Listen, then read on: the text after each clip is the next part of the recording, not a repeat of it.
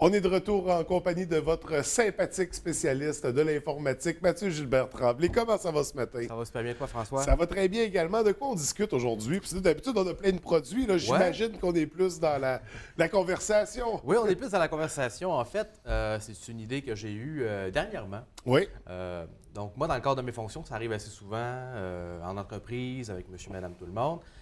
Des fois, les gens m'achètent, des fois, assez souvent quand même, les gens achètent des nouveaux ordinateurs. La plupart du temps, les gens n'ont pas forcément des données excessivement nombreuses ou très importantes. Mais dans un contexte d'entreprise, d'affaires, ben quasiment 100 du temps, les gens, c'est très rare qu'ils me disent, ben flush tout, puis on repart de zéro. On repart à Oui, neuf. c'est ça. Donc, j'ai eu l'idée finalement de donner quelques. Comment ça se.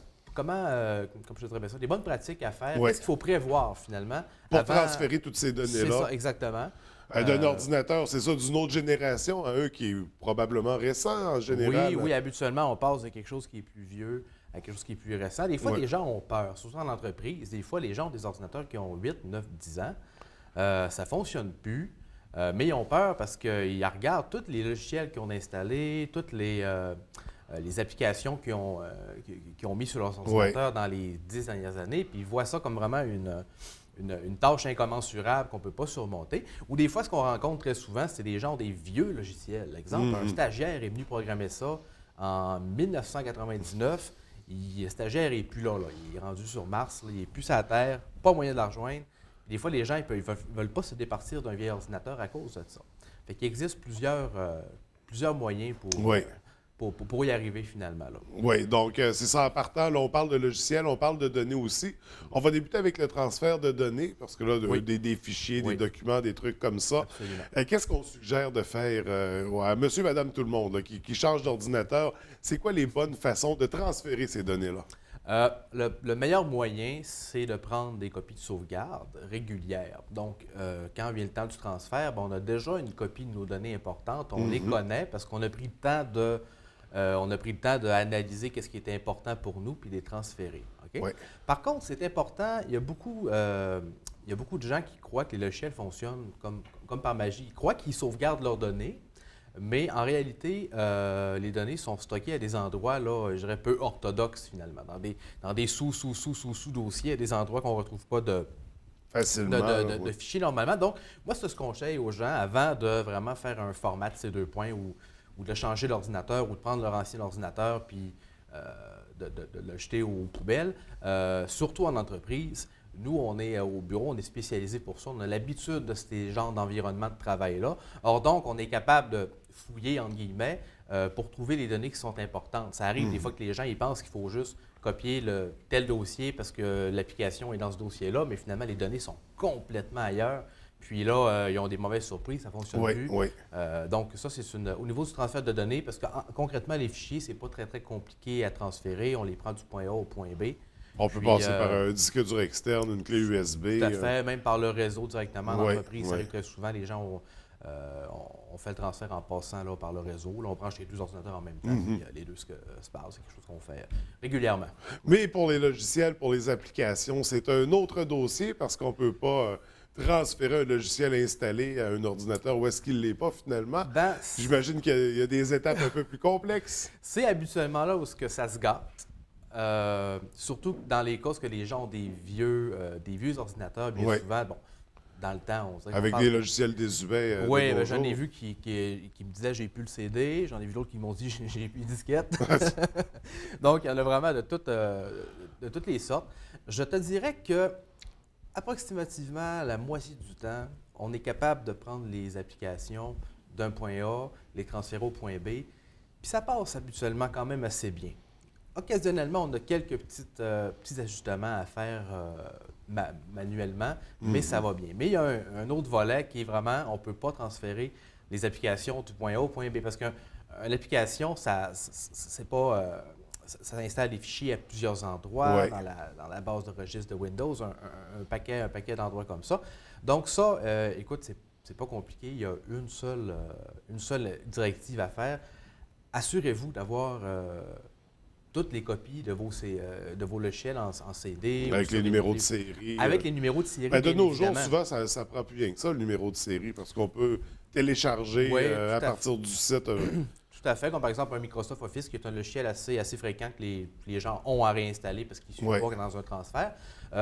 Les gens, à cette heure maintenant, on est capable d'avoir la clé. Il faut comme l'enregistrer. Finalement, quand on l'installe une première fois, il faut l'enregistrer sur notre compte Hotmail. Donc, quand on formate, ben, on rentre nos informations, puis on a tous les trucs comme ça. Mais pour les plus vieux logiciels, c'est important d'avoir les CD.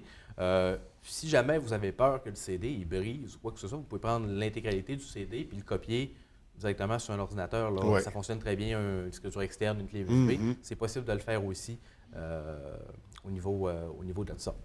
Donc, les données, puis les applications. Ensuite de ça, toute la configuration, les ordinateurs, ça, c'est vraiment quelque chose qu'on peut refaire. Là. Il n'y a pas de configuration a priori qui ne peut pas être refaite. Donc, ça, ce côté-là, ça se passe quand même très bien. Donc, on peut toujours rejouer là-dedans. Donc, c'est les deux étapes importantes. Là, c'est transférer les données, réinstaller les logiciels, les applications. Ensuite de ça, avec notre vieil ordinateur, souvent, on va le donner à quelqu'un. Il faut le formater. Il faut l'épurer, du moins, de ces données-là. Qu'est-ce qu'on fait par la suite? Oui, bien, en fait, une fois que moi, ce que je conseille aux gens, c'est de conserver le vieux ordinateur. Ah, OK.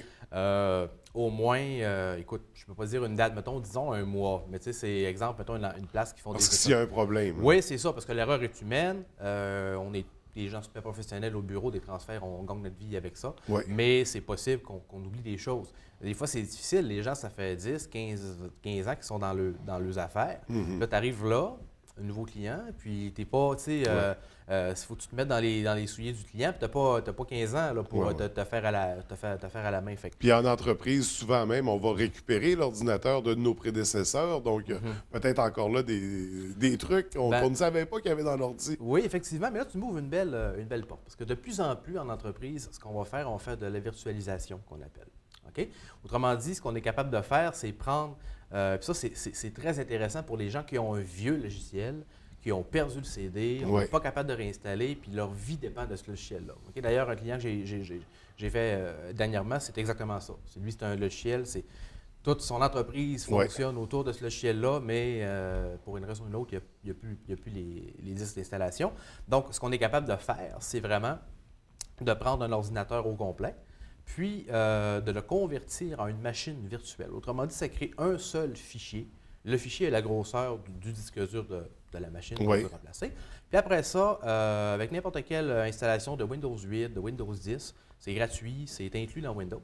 Tu es capable de créer une machine virtuelle. Alors donc, tu dis, ben garde, prends ce fichier-là, puis dans ta tête, ben, imagine-toi que c'est un disque dur, vraiment là, intégralement. Fait que là, ça prend 3 minutes. Là. C'est configuré, on appuie sur Start, puis la machine, elle roule virtuellement. Donc, ça veut dire que la personne peut avoir un poste de travail récent, performant, qui fait 80-95% de sa job dessus, aucun problème.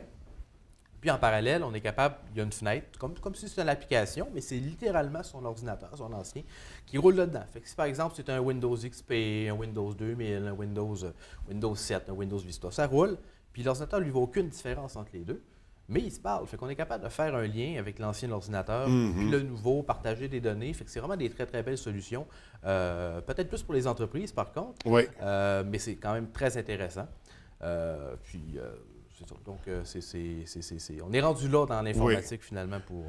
Et bien sûr, c'est des étapes qui, pour plusieurs, peuvent être très complexes. Vous êtes toujours là à Bureautique FTI pour conseiller, pour vous offrir le service aussi, pour transférer, pour réaliser tout ça dans les règles de l'art. Oui, tout à fait, exactement. Puis juste une dernière petite chose en terminant. On parle tantôt de transfert de données, des copies de données. On parle beaucoup d'entreprises. Nous, au bureau, on n'est pas des fanatiques de formatage. Okay? Je viens d'ouvrir une parenthèse, mais des fois, les gens nous apportent des ordinateurs en me disant « Ah, juste tu me l'effaces. » Là, des fois, on dit ben, « Pourquoi est-ce que tu veux qu'on te l'efface? »« Ah, il est lent. » ou « Ah, j'ai pogné un virus. » Je te dirais que 95% du temps que les gens viennent nous voir en disant « Je veux que tu formates mon ordinateur ben, finalement, on fait un nettoyage. Puis l'ordinateur, il revient pratiquement comme neuf. Puis les gens ne perdent pas toutes leurs données. Fait avant d'envisager tout le transfert de données, mais dites-vous que nous, on travaille très, très fort pour éviter que vous perdiez toutes vos données et vos applications. Avant de tout effacer dans l'ordinateur, on peut effacer l'historique de recherche. Oui, c'est ça. C'est tout le temps qu'on avait pour ce matin. Mais c'est vraiment intéressant. J'invite les gens, quand on a des questions, on a besoin de conseils ou profiter de vos services parce que vous pouvez faire tout l'encadrement du transfert à l'installation, à la réinstallation. Bref, on vient vous rencontrer directement sur place, bureautique FTI, puis voir les nombreux produits également. Absolument. Donc certains qu'on verra probablement dans les prochaines chroniques. Oui, on a notre page Facebook toujours qui est disponible. On est très actifs là-dessus. Les gens peuvent nous poser des questions. Oui. À toutes les semaines, on essaie de publier quelque chose d'intéressant. Puis, dans les prochaines semaines, notre site web revampé au complet va faire son apparition. Très intéressant. Je me suis assuré que ça soit parfait. Donc, dans les prochaines semaines, on va sûrement en parler On pourra davantage. souligner le lancement ensemble. Mathieu, c'est toujours un plaisir. Écoute, je te souhaite une belle journée, puis on se revoit dans 2 semaines. Merci. Merci.